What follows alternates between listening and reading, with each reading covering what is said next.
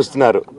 ఆయన నేను పనులు చేసుకుంటూ అన్ని రకరకాలుగా ఉన్నప్పుడు ఆయన బ్రెయిన్ వాష్ చేసుకొని నా వ్యక్తిగత జీవితంలో బయట పెట్టి నన్ను, నా వ్యక్తిగత జీవితం తప్ప అది కూడా నేనేం తప్పు చేయలేదండి.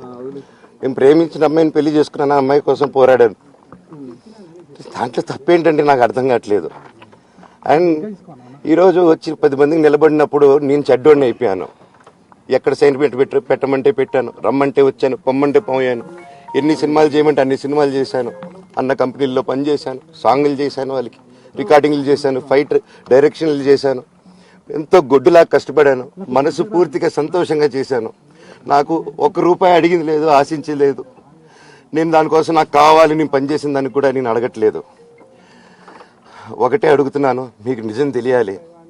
అందుకోసమే ఏంట్రా వీడు అన్ని బయట పెడుతున్నాడు అనుకోవచ్చు, కానీ ఈరోజు నాకు భార్య పిల్లలు ఉన్నారండి. ఈ రోజు నేను నిలబడకపోతే రేపు నా కొడుకు పెద్దోడైన తర్వాత, కూతురు నేను పెద్ద అయిన తర్వాత వాళ్ళకి నేను సమాధానం చెప్పుకోలేను. నేను దొంగతనం చేసి వేరే వాళ్ళ కడుపులు కొట్టి నా పిల్లల మొహం నేను చూడలేను, ఆ కూడు నా పిల్లలకి పెట్టలేను. మా నాన్న నన్ను అలా పెంచలేదు, మా అమ్మ నన్ను అలా పెంచలేదు. మధ్యలో మా అమ్మ నలిగిపోతుంది. మా అమ్మని హాస్పిటల్లో అడ్మిట్ అయ్యారని చెప్పి నేను అబద్ధాలు ఆడారు.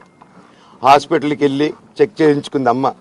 నువ్వు వెళ్ళిపో ఇంట్లో నుంచి, నువ్వు వెళ్ళిపోతే వీడిని చూసుకుంటావు మేమంటే, మేము మంచిగా మాట్లాడి పంపిస్తా అంటే నమ్మి ఆవిడ 3 రోజుల నుంచి దడదడగా ఉంటే వెళ్ళింది. వెళ్ళమ్మా అంటే ఏజ్